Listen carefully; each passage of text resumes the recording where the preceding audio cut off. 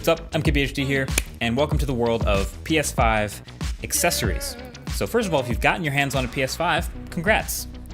Seriously, congrats. It's not easy right now. If you haven't gotten one yet, my fingers are crossed for you. Hopefully you get it soon. But once you do get a PS5, it's kind of like a smartphone. You set it up and you kind of want to make it your own a little bit, maybe customize it. So now that I've had the PS5 for about 3 months now, I've sorted through some stuff, not a whole ton out there as far as customizations for it, but once you do actually buy some and try it, some of it is garbage. I won't be recommending it. Some of it is actually pretty good. So here are the best accessories for customizing your experience. So number one is obviously it's a gaming console, finding some good games to play.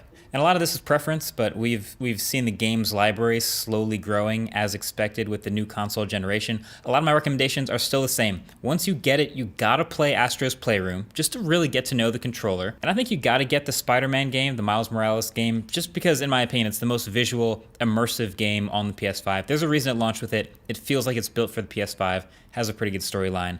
I like it. Slackboy, A Big Adventure came out shortly after. It's been getting some pretty good reviews.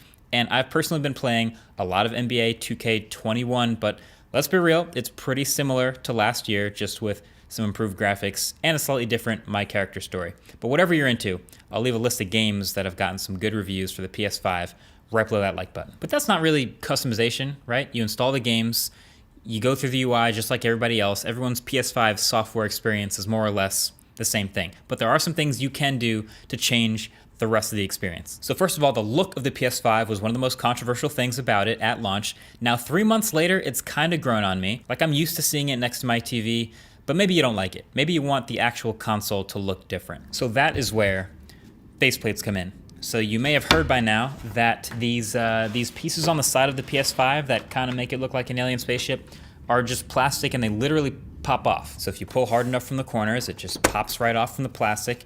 And so if you buy a different color faceplate like this one, which is dbrand's matte black dark plate, you can pop it on the exact same way, and now your PS5 is a different color. So this is the most fundamental way to get a very different looking console than the way it came out the box. I think it's better than a skin because it's actually way easier than installing a huge skin.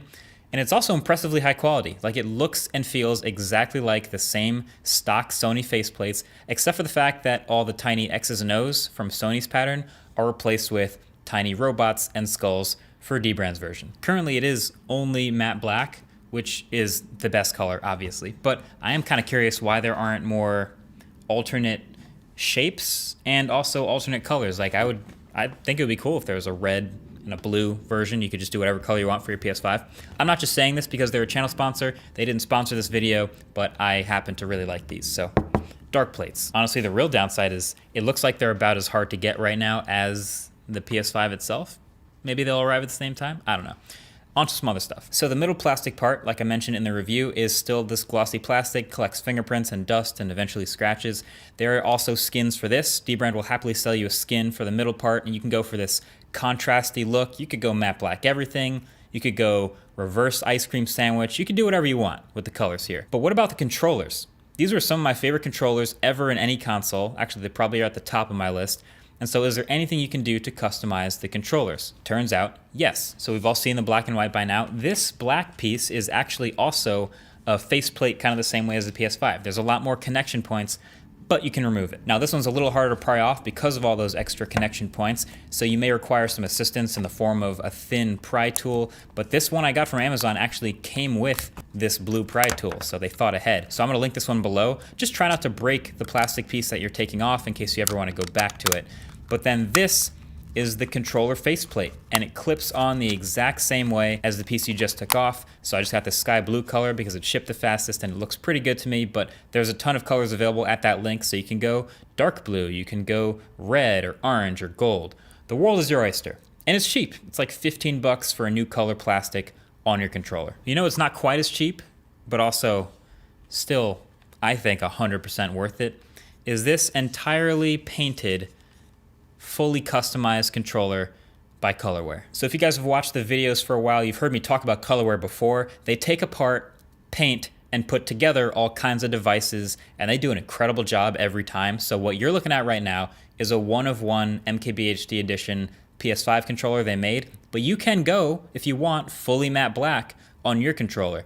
The thing about a controller though is it gets the most wear and tear because you're holding it all the time. So matte black looks sick when it's brand new, but it might not be the way to go with plastic. Maybe a little matte red or blue or something like that. Either way, you do you. You can go on the site and go crazy with the customizer, change the body color, the front color, the buttons, make it as beautiful or as ugly as you want. It's up to you. Also, compared to the normal prices of some of their stuff, this is actually a little more reasonable. It's 109 bucks, which the controller by itself is already 69, so not bad. But then there is storage. So whenever you get a PS5, whether you get the digital version or the disk drive version, you have 825 gigs of storage before the OS install. So maybe you want some extra storage. Some games are huge. Some games sort of require you thinking about storage management. The thing about the PS5 is the external storage is only actually supported for PS4 games. So kind of a bummer, but at least if you have a library of PS4 games, you can move it to external storage to give yourself more room on the console for PS5 games. So it's not ideal, but if you want to do this, there are two versions of extra storage, internal or external. So the external drive, it's easy. You just plug in a fast compatible drive via USB and boom, you just added up to 8 terabytes of space to keep all the PS4 games you could possibly want. Matter of fact, this is an 8 terabyte drive from Western Digital.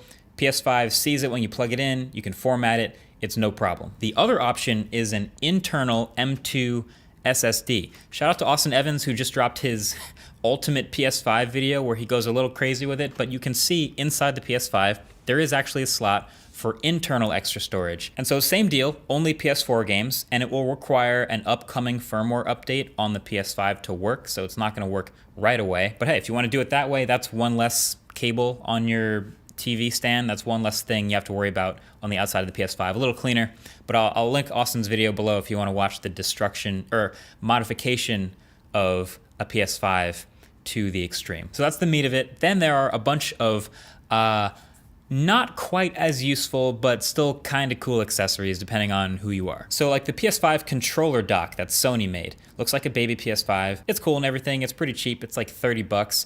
But it's not actually that great. Like I found it pretty finicky every time I wanted to try to line up the pins and the magnets to charge the controllers. So I was looking into alternate docks, and you can get other controller docks. Turns out they're all pretty finicky trying to line up the pins to charge. This one I found here has a few more lights on it and it's a bit more stable, but yeah, it's barely better. It's barely better than the stock one, but it's still cheap, so I guess that's no problem. Then there's the docks. Yeah, PS5 docks. So they're everywhere, and they really just hold up the PS5 vertically if you're into that. And some will give you extra USB ports. So this one I'm going to link below here. It gives you some stuff if you want to plug in some lower powered stuff like controllers through the hub. And they even put some fans in the bottom to push air up through the PS5. Now, I really doubt that that's making any difference in performance at all, but it's there. So it's really just giving you an all-in-one hub for charging your controllers, keeping the PS5 upright. That's what a dock is good for. Don't expect like a bump in your frame rate or anything. Best thing you can actually do for a PS5 is just keep it in a sort of well-ventilated area. A lot of consoles are a little tight for it. You want airflow generally to be able to flow freely around it. That's the best thing you can do for performance. And every once in a while, you can take these plates off and clean it out for dust. We've heard PS4s get loud in the past, really loud, including mine. And that's just because the fans are spinning extra hard to get the same amount of air through it. So pro tip, clean it every once in a while. So you can do all that, and for a cherry on top, you could grab yourself a pair of dedicated, like really nice gaming headphones. This is part of SteelSeries Arctics, and they're really high quality. They sound phenomenal. You can get a wireless version or a version that plugs straight into the PS5's controller, so that's nice. And then you're set. That is the extent of good PS5 accessories that you should get that can actually meaningfully change your experience. So there you have it. Good luck getting your PS5. Good luck getting your hands on the accessories. All the helpful links will be below, but that's been it. Thanks for watching. I'll catch you guys in the next one. Peace.